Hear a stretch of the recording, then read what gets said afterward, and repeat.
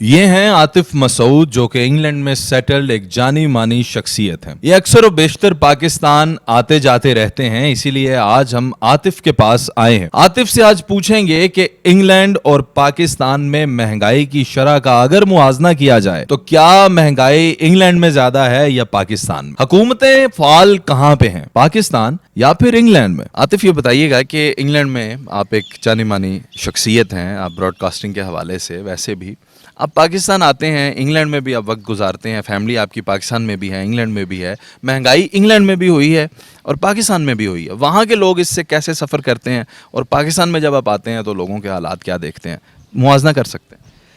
دیکھیں جی، پہلے مہنگائی اور سست پائی کا فارمولہ سمجھنے کی ضرورت ہے ہمیں. کسی بھی امیر آدمی کے لیے جس کے پاس بہت پیسہ ہو، اس کے لیے کوئی بھی چیز مہنگی نہیں ہے، اور کسی غریب آدمی کے لیے جس کے پاس پیسہ نہیں ہے، اس کے لیے کوئی بھی چیز سستی نہیں. ہمارا مسئلہ یہ ہے کہ ہم رو رہے ہوتے ہیں مہنگائی کو، کہ مہنگائی کو کم ہونا چاہیے یا سستائی ہونی چاہیے. میرے خیال سے ہمیں دنیا کے ساتھ چلنا چاہیے. جس طرح سے دنیا اپنی انکم کو بڑھا لیتی ہے تو اس کو ہر چیز سستی نظر آنے لگتی ہے، اسی طرح سے اگر ہم بھی اپنی انکم کو بڑھا لیں کسی بھی طرح سے تو ہمیں ہر چیز سستی نظر آتی ہے.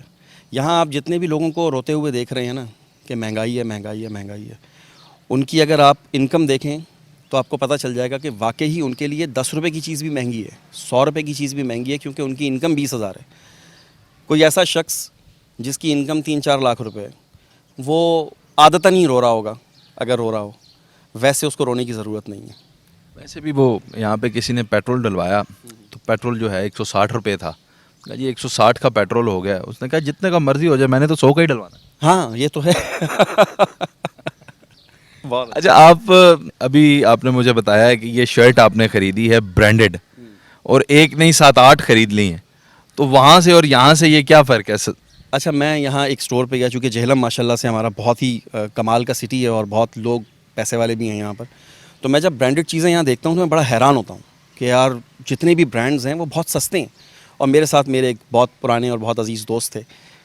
جب میں یہ ٹی شرٹ لے رہا تھا تو انہوں نے کہا یار کی لوڑ ہے، وہ ادھر سستی لگ جاتی ہے. اور میں نے کہا یار آپ کو پتہ ہی نہیں ہے، یہ باہر 30 پاؤنڈ کی ٹی شرٹ ہے، یہاں سے مجھے 30 پاؤنڈ میں 8 مل رہی ہیں، اور اوریجنل برانڈ.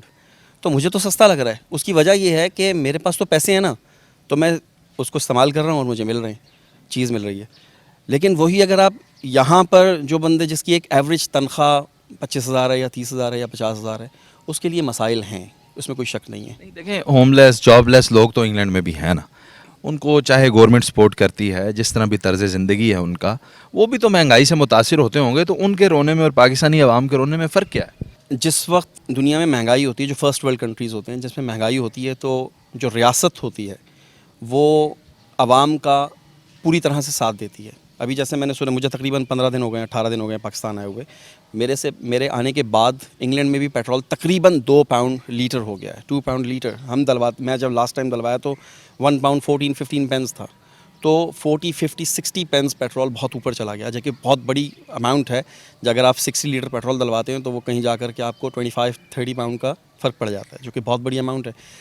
لیکن اس کے ساتھ ساتھ آپ کی انکم بھی بڑھ رہی ہوتی ہے. ہر سال ہماری جو منیمم ویج ہے اس میں انکریمنٹ ہوتا رہتا ہے، تو جس کی وجہ سے سب چیزیں کور ہو جاتی ہیں. پولیٹیکل موومنٹس جو اس وقت پاکستان میں چل رہی ہیں، عدم اعتماد کی تحریک چل رہی ہے پرائم منسٹر عمران خان کے خلاف، آپ کیا سمجھتے ہیں انہیں رہنا چاہیے وزیر اعظم یا اب کسی اور شخص کو چانس دینا چاہیے؟ ویسے تو میں جو پالیٹکس ہے اس پہ کوئی زیادہ انوالو نہیں ہوتا ہوں، نہ ہی میرے کو خاص ویوز ہیں.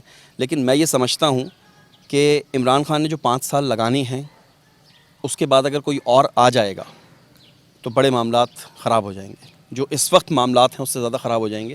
تو میرے خیال سے 5 سال جو عمران خان نے بیک گراؤنڈ میں کام کیا ہے، اس کے رزلٹ آنے میں تھوڑا سا ٹائم لگے گا. ہو سکتا ہے کہ اس کے رزلٹ اگلے 5 سالوں میں آ جائیں. تو میرا خیال ہے کہ عمران خان کو چانس دینا چاہیے، اور انٹرنیشنل رپورٹ ہے کہ عمران خان ہی آئیں گے. اور میں یہ سمجھتا ہوں، میرا کوئی پالیٹکس سے واسطہ نہیں ہے، لیکن اس کے باوجود بھی میں یہ سمجھتا ہوں کہ اگر عمران خان آ جائیں تو شاید کچھ بہتری آئے.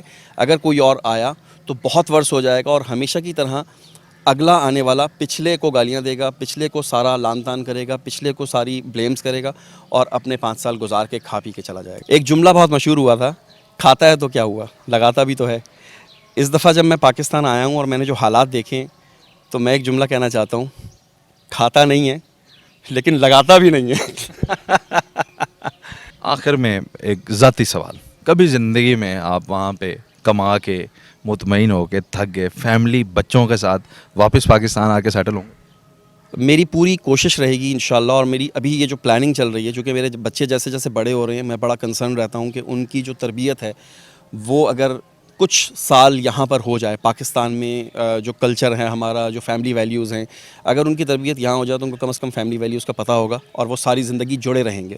اگر ان کی تربیت صرف وہیں پہ ہوگی تو مجھے نظر آتا ہے کہ جو انگلینڈ میں یا کسی بھی دوسرے کنٹری میں لوگ رہتے ہیں, جو ان کی تیسری یا چوتھی جنریشن ہوتی ہے, وہ بالکل منفرد ہوتی ہے, الگ ہوتی ہے. بالکل صحیح.